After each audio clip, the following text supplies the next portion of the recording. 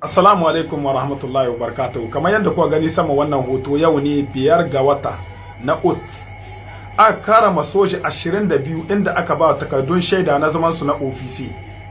Abinda ake ce ma ofisi wanda suka samu galoli mayya wajen wata 10 da suka yi suna yin karatu na haraka abinda ya shahi salon yaƙi, sai in ce karatu na soji, har suka samu zaman su na ofisi a cikin ƙasar mai albarka.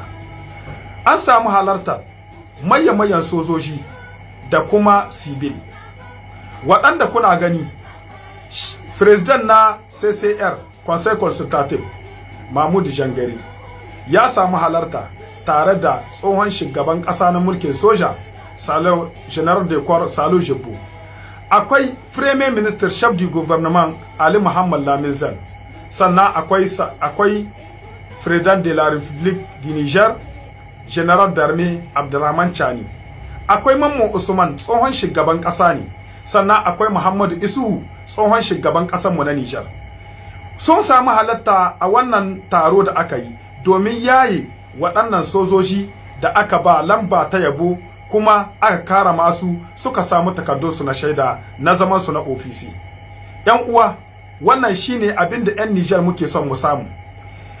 Duk wani babba ku haɗa kawunanku, mu babbiyanku sai mu ji daɗi. Wannan shine abin da 'yan Nijar muke ta jiro ko da yaushe. Wannan foto ya ja hankalin 'yan Nijar, ya ƙayatar da 'yan Nijar sosai. Tsohin shugabanni tare da mayan sojoji na ƙasa an zo an taru an yi foto da fami.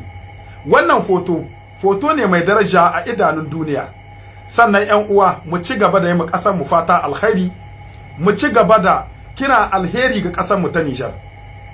Mu ci gaba da yi ma shugaban ƙasar mai albarka Abdurrahman Chani addu'o'i na alkhairi da shi da makarabban shi da gwamnati shi baki daya. 'Yan Nijar, Allah ya haɗa kawunan mu. Assalamu alaikum wa rahmatullahi wa barakatuhu. 'Yan uwa, ina mun fata alkhairi. Allah ya sada mu da alkhairi. Uwayen tahiya malumma, ban manta da ku ba. Allah subhanahu wataala Allah ya karfafa ku ga irin addu'o'in da kuke muna a ƙasar mu ta Nijar. 'Yan uwa, ku yi fartaje wannan bidiyo, ku yi lakin saboda yana da matuƙa tasiri da alkhairi a gare mu duka baki daya. Assalamu alaikum wa rahmatullahi wa barakatuh.